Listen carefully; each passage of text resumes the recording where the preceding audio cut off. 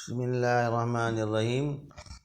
اس سے پہلے ہم واقعات سن رہے تھے نبی اکرم صلی اللہ علیہ وسلم کے والد محترم کو ان کے ابا جناب عبد المطلب ذبح کرنے کے لیے لے جاتے تھے۔ اس کا پورا واقعہ ہم نے سنا۔ درمیان میں ایک اور واقعہ سناتا چلوں کہ حضور صلی اللہ علیہ وسلم کے دادا جان کے والد محترم کا نام ہاشم تھا، اور ہاشم جو ہے انہوں نے نکاح کیا تھا مدینۃ المنورہ میں سلمہ نام کی عورت سے۔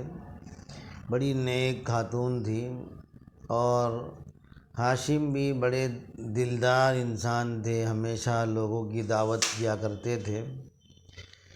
ہاشم کا انتقال ہو گیا، اور ان کے بیٹے شیبہ جو تھے وہ چھوٹے تھے۔ تو ہاشم جو تھے ان کے ایک بھائی کا نام تھا مطلب۔ وہ مدینۃ المنورہ جب گئے تو ان کو معلوم ہوا کہ میرے بھائی کا ایک بیٹا ہے جس کا نام شیبہ ہے۔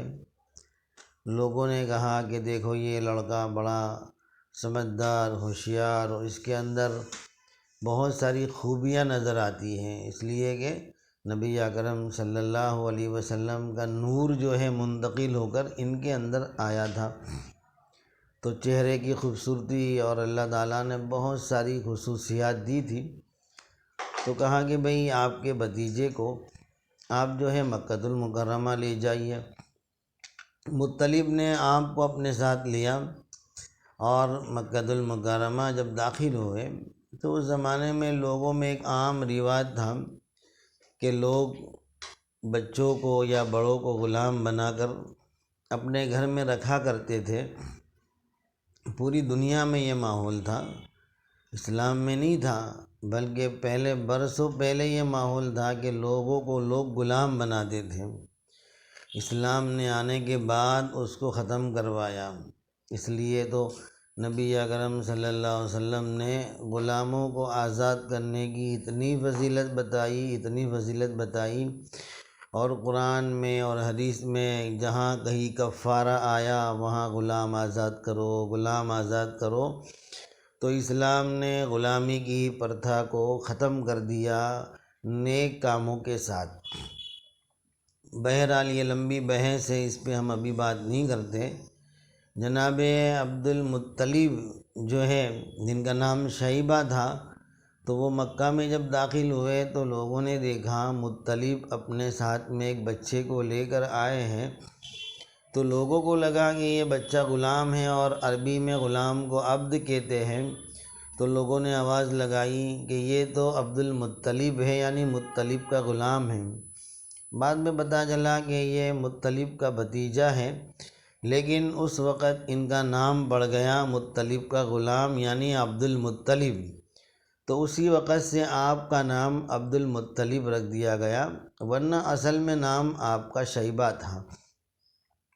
اب ادھر ہم آتے ہیں نبی اکرم صلی اللہ علیہ وسلم کے دادا جان جو ہے اس طریقے سے جناب عبداللہ کے لیے 100 اونٹ قربان کر چکے تھے، اور اب ابراہیم علیہ السلام اور اسماعیل علیہ السلام نے جو کعبہ بنایا تھا، وہ کعبۃ اللہ کے اندر آپ کی 7 پیڑھیوں کے بعد پھر اس علاقے میں شرک اور کفر آ گیا، اور کعبۃ اللہ کے اندر بہت سارے بت رکھ دیے گئے، 360 بت رکھ دیے گئے۔ اس میں بڑا بت حبل نام کا تھا، اس کو کعبے کے اوپر رکھا گیا۔ جناب عبد المطلب کا زمانہ ہے، اور کفر و شرک سب طرف بنا ہوا ہے۔ کعبۃ اللہ کے اندر بھی بت، اوپر بھی بت رکھے ہوئے ہیں۔ اسی دور کے اندر نبی اکرم صلی اللہ علیہ وسلم کے پیدا ہونے کے 55 دن پہلے ایک واقعہ پیش آتا ہے۔ وہ واقعہ ہے اصحاب فیل کا۔ یمن کا ایک بادشاہ تھا ابرہہ۔ تو ابرہہ کو جو ہے اپنے آپ کی طاقت دکھانی تھی، تو اس نے اپنے علاقے میں ایک عبادت خانہ بنایا، اور لوگوں سے کہا کہ لوگوں تم اب کعبے کا طواف کرنے کے بجائے ہمارے بنائے ہوئے کعبے کا طواف کرو۔ تو لوگوں کو اس نے پریشر کیا کہ یہیں پر عبادت کرو اور اس کا طواف کرو۔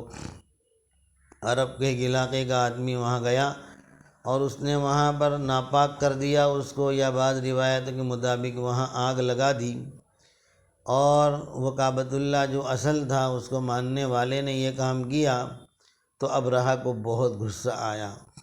ابرہہ نے طے کر لیا کہ اب میں مکہ المکرمہ جاؤں گا اور وہاں جا کر کعبۃ اللہ کو گرا دوں گا۔ اس کے پاس سب سے بڑی اس زمانے کی طاقت تھی ہاتھی۔ ہاتھیوں کا مقابلہ کوئی نہیں کر سکتا تھا۔